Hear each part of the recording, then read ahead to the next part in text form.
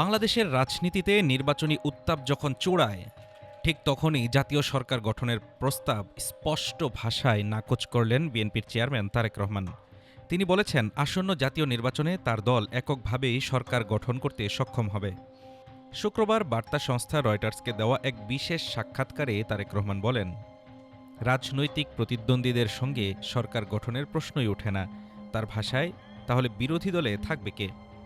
রয়টার্সকে তিনি জানান, আমি আমার রাজনৈতিক প্রতিদ্বন্দ্বীদের নিয়ে কিভাবে সরকার গঠন করব? বিরোধী দল ছাড়া গণতন্ত্র চলতে পারে না। রয়টার্সের ৩ সাংবাদিক তোরা আগারওয়াল, কৃষ্ণ এন দাস ও রুমা পাল নেওয়া এই সাক্ষাৎকারে শেখ হাসিনার ভারতে অবস্থান নিয়েও কথা বলেন তারেক রহমান। তিনি বলেন, ২০২৪ সালে বাংলাদেশের আইনের চোখে শেখ হাসিনা অপরাধ করেছেন এবং রায় অনুযায়ী তাকে বিচারের আওতায় আনতে হবে।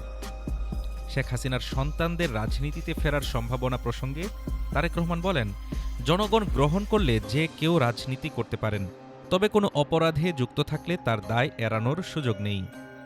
নির্বাচনী সমীকরণে বিএনপি আত্মবিশ্বাসী। দলটির সহযোগীদের দাবি, ৩০০ আসনের মধ্যে ২/৩ বেশি আসনে জয় পাবে বিএনপি। যদিও তারেক রহমান নির্দিষ্ট সংখ্যা না জানিয়ে বলেন, সরকার গঠনের জন্য প্রয়োজনীয় আসন তারা অবশ্যই পাবে। বৈশ্বিক সম্পর্ক প্রসঙ্গে তারেক রহমান বলেন, বাংলাদেশ কোনো নির্দিষ্ট দেশের দিকে ঝুঁকবে না। ভারতের সঙ্গে টানাপোড়েনের মধ্যেও দেশের স্বার্থে যে দেশ উপযুক্ত প্রস্তাব দেবে তার সঙ্গেই বন্ধুত্ব করবে বাংলাদেশ। এ সময় তারেক রহমান বলেন, বাংলাদেশের ১৭,৫০,০০,০০০ মানুষের উন্নয়নের জন্য আমাদের অংশীদার দরকার, দেশের স্বার্থ আগে।